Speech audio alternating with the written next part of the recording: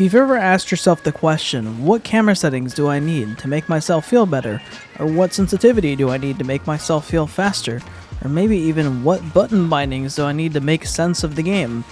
Well, you're probably not alone, nor are you the first one to ask that question. There's probably been countless amounts of people who have been there once in their time of playing this game. So let's go ahead and break down some of those things, starting off with some settings. In training, I just leave everything basically default, but in gameplay, I'll go with vertical split screen layout, cross-platform play on, all of these, lower ones on high. My input buffer is on default, but I do change it, or actually used to change it based off of my lag, but now I just leave it on default. I've never changed it since. My competitive divisions are on, everything else is on. I don't like stats on, only because when you save something, it really kind of distracts me. Like if I'm in a really tough situation and I make a really good save, I don't like having that like little badge come up on top. I don't know, just my preference there. Now for camera settings, I'll go through mine, you can copy them, but I'll also explain what happens and why these aren't my normal settings. So right here we have 110 as the field of view, 310 as the distance, 110 as the height, -3 as the angle, 0.5 as the stiffness, 6.3 as the swivel speed, 1.8 transition speed, and 0.75 demo transition time. So we also have camera shake off and invert swivel off, and I hope you have those off too because they make life so much simpler, unless you like playing inverted or with a lot of shaking for no reason. So the first thing that I am going to go over is the fact that these camera settings aren't really my normal ones, and that's because, well, I guess up until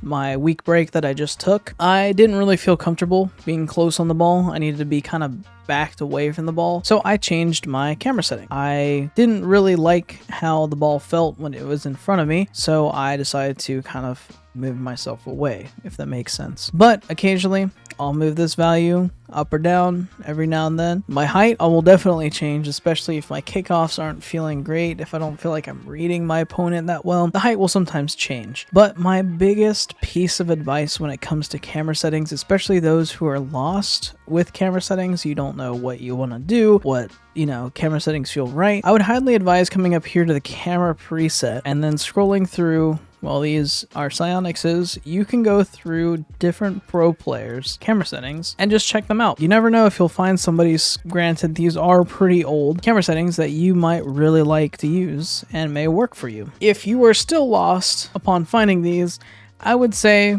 just pick somebody random and then go from field of view down. Let's just say you copy mine, but the angle feels really weird. Just tweak it a little until it feels natural for you. Or the height, it feels really strange. Tweak it as you go along. And especially with stiffness, swivel speed, these things are much more personal preference than you think. Whatever makes the game feel smoother for you when you're looking at it, you'll want to change those to your liking, or else you're never going to like how the game actually looks. Next up, with your controls. I have just these on 1.51. My controller dead zone is 0.06. Now, if you have a really new controller and you got the luck of the draw and it's perfectly fine, no stick drift whatsoever, definitely feel free to put it on 0. It's a little too fast sometimes, but I have found this to be the best way to make my car feel like I'm in control. But as time goes on and controllers get stick drift, feel free to bump it up. Feel free to bump it up however much you want. If you're perfectly fine playing on a lower one, that's fine too. Next up, for my dodge dead zone, I just have this in a little area where I don't accidentally make flips randomly. So for example, if I'm going up for a fast aerial, occasionally I would have backflips unintentionally, and so I just went through all my settings and tried to figure out which setting was causing me to make those accidental backflips. Now, yes, your controller dead zone does have something to do with this, but for the most part, if you're doing those accidental backflips, what I've come to learn is just turning this up helps to, actually not just backflips, if you're making accidental flips in general, just turning this setting up helps with that. Now next up, let's go ahead and talk about bindings. Okay, so these button bindings are probably going to be really weird for a lot of people, but honestly, they work for me. They may not work for everybody, but if you'd like, I'm going to go through each one, and then you are more than free to pause the video,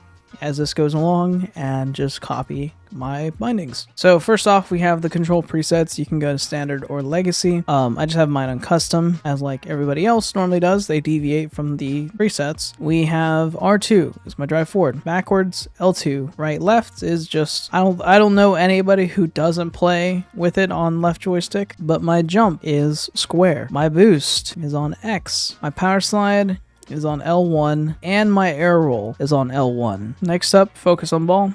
We have this on triangle. My rear view, that's just there.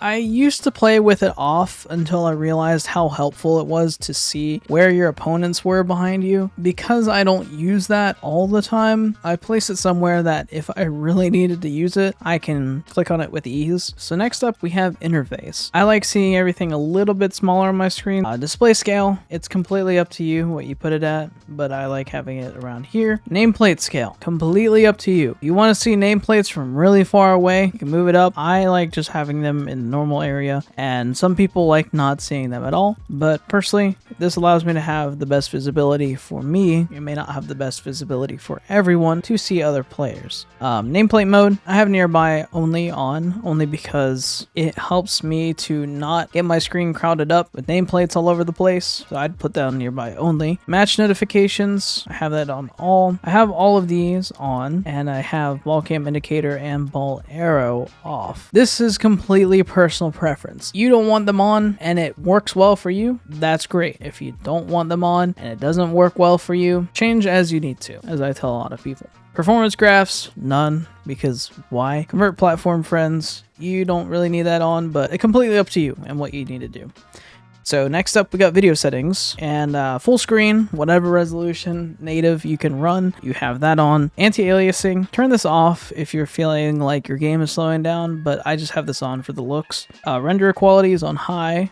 Render detail, completely up to you. High quality will turn all of this on. Quality will turn some of these on. Performance will keep you, well, at nothing. But personally, I like to make my game look slightly good, so I normally keep my texture detail on high, world on high, and high quality shaders on. And finally, your FPS. Keep this on recommended. If you go higher, you're just really going to be using resources you don't need to use, in short. But if you want to drop down, feel free to do that, especially if your game stutters. Don't be afraid to drop down if you are having trouble running the game. Now, for your audio, you can copy mine, but this is honestly what keeps it the least distracting for me. Master is on 100, but my gameplay is on 54%, solely for the purpose of recording. This makes it sound good for the recording, in my opinion. So no real reason to mess with anything else if you don't want to, but this is what I find to be the least distracting and help me to focus more on the game. When I change this from speakers to headphones, I really don't notice any difference whatsoever, so do whatever you want to do with that one. Dynamic range, there is a difference. High theater and default don't sound as good as low night. Now, I don't really know why. Whatever sounds the best. Everything is off from down on. You don't have to have it. A lot of people have whatever they want on, but this is just mine. Chat, of course, just choose what you want for your quick chats. I have blocked on tactical quick chat off, and quick chats basically with everybody. And voice chat settings, only if you voice chat with people, you mess with these, but I don't, so I have no need for them. But yeah,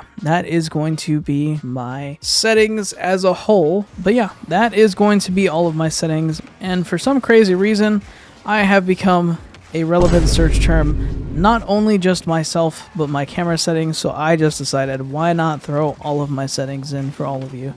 So if you did enjoy this video, make sure to drop a like, and I'll make sure to start uploading a little bit more. I'm still trying to figure out a better schedule for myself. I just need to figure out something that doesn't keep you guys in the dark every other week.